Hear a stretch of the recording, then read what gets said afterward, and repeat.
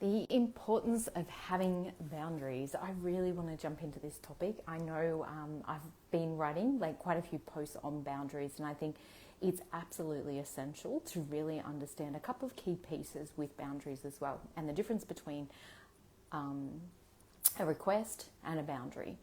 And I'll dive into that in this video, but also I just wanted to mention, if you are feeling super sensitive with all the energetics and everything that's going on, I feel like I've been saying this for months and months and months now, and even years, but it is energetically an even more intense time, particularly today with the solar eclipse, and also with the Neptune and Saturn coming into the world axis point of 0 degrees in Aries.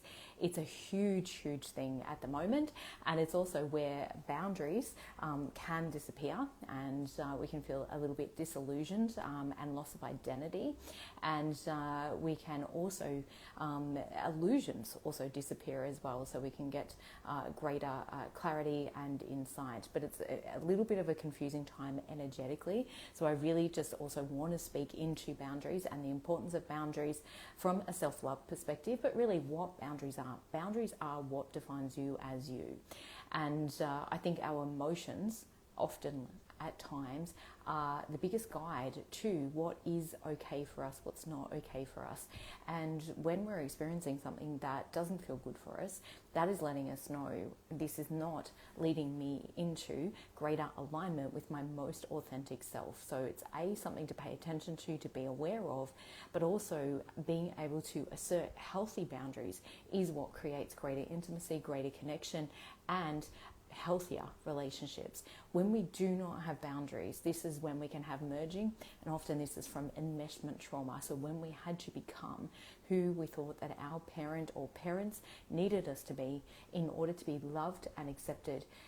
If you experienced that as a child and you had to modify who you were, or you had to contain parts of you, this is where we can find actually setting boundaries with others very, very difficult. Now, often this goes into survival responses such as fight, flight, freeze, and fawn. So really important from that perspective, where we can go into a lot of people pleasing. So if you know that you've had cycles of people pleasing, or it is one of the things that you've perhaps struggled with the most, setting healthy boundaries is really important. And as I mentioned, boundaries are what define us. Secondly, nobody can violate our boundaries. We can make a request. So an example of that would be, please stop yelling at me, or I don't like you yelling at me. A boundary would be, if you keep yelling at me, I'm going to remove myself from the conversation. I'm going to hang up the phone, or I'm going to leave the room, or I'm going to exit the house. That would be a way of maintaining your boundaries. You're actually letting somebody know what is an appropriate way of communicating with you, and what is right or what isn't okay for you. Hey Jody, great to have you on here. So really understanding that, because often we can be like, oh, they're violating my boundaries, or they're not taking any notice of our boundaries. That is all feedback, that is all information as well. And I do truly get, sometimes we can try and assert a boundary, and there's not really much that we can do in that situation in terms of perhaps immediately removing ourselves from that situation, depending on the context and what's going on. But it is definitely feedback, and it's definitely something to pay attention to.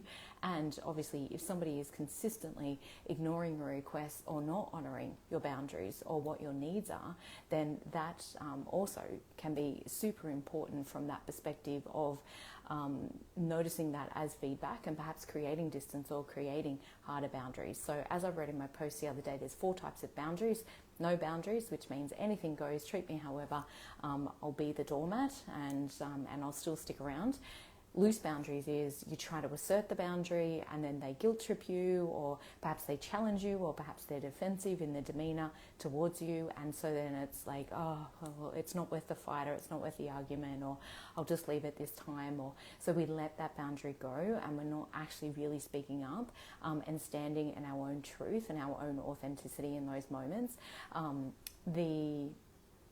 The third boundary is a hard boundary. So a hard boundary is when it's kind of like a brick wall. Now, this is very destructive for close connected relationships that you want to keep. Sometimes hard boundaries are really important, particularly in violent situations or with abusive people or people that are very toxic or destructive to our mental health and our physical health and well-being. Absolutely, hard boundaries are required. However, often from our own trauma, from our own fears of not getting our needs met, we'll put those hard boundaries in place with people that we would want to continue a relationship with. So really important to understand that. And often it comes like, the stacking and the layering of giving and giving and giving, and finally, I can't do it anymore. And so then we blow up and we'll either implode, meaning implode internally, or we explode externally. And again, not going to be great for relationships. It does happen. We are all human. However, really needing to create repair after those situations is super important. But really important to know that boundaries is something that we do for ourselves. It's something that helps define who we are, what's important to us, what we value, and even a boundary could be something as simple as saying, I like chocolate ice cream and I don't like vanilla ice cream. Again, it's a definition. It helps to define who you are and what's important to you. Obviously, that's a very simplified version. However, you're clear on what it is that you like, what you don't like, and what is and isn't okay for you, what helps you feel good, what energizes you. And they're the things that we want to move towards if we are wanting to have a happier life. So really implementing healthy boundaries. Healthy boundaries are very much, this is what's going on for me, this is what I'm needing, what are you needing, how can we create a win-win situation? Sometimes it's not always possible to create a win-win situation, and sometimes we will disappoint people and we will let people down. And typically those people are adults, and they're also adult enough to be disappointed, let down, all of those things. It is not our responsibility. Our responsibility lays in our way of communicating in a loving, compassionate, kind way, but it is not our responsibility to manage and caretake the emotions of others. That is a very exhausting role and often comes from not having clear boundaries in place. If you would love to find out more about setting boundaries, or perhaps maybe you try to set boundaries but you feel guilty or it triggers shame, often if your needs were disregarded or made wrong as a child, we can often experience shame when we're starting to try and implement boundaries. It's certainly something I've had to work through significantly. And so my Healthy Boundaries, Happy Life course deals with exactly that. I give you the exact tools, the exact processes that I've used for years to help me strengthen my boundaries. I was previously absolutely the doormat, allowed myself to get treated terribly, and because I accepted it, I tolerated it, I taught people that that was okay in how they could treat me.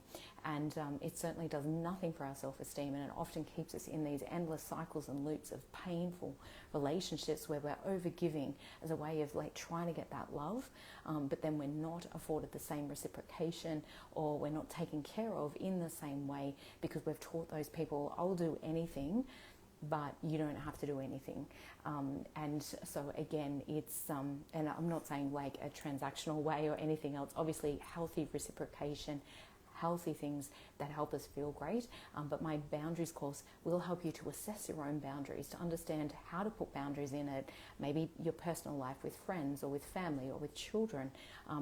Asserting boundaries with children is actually a huge part to really strengthen their developmental process, and it gives them permission to learn to set boundaries themselves as well, because if they've never had boundaries set by you, they're going to actually feel a greater level of unsafety, and that's a really important piece in parenting as well. So when we create greater structure and boundaries with ourselves, we know our own limits, we know our own capacity, then that can be exceptionally valuable to teach our children these things as well. So if you'd love to learn more about boundaries, I'll pop the link below for you. You can jump in, grab access to my Healthy Boundaries, Happy Life course. It's really, really powerful. It will help you absolutely let go of guilt, and get clearer on what boundaries are for you. So lots of love from my heart to yours, particularly if you're finding the challenges at the moment with the energetics going on. But really creating healthy boundaries absolutely is a game changer. You will feel your confidence really shift and change, and it's essential for self-love and for knowing ourselves and being able to provide containment for ourselves, for our energy, and for what's right for us to truly thrive in life. Lots of love.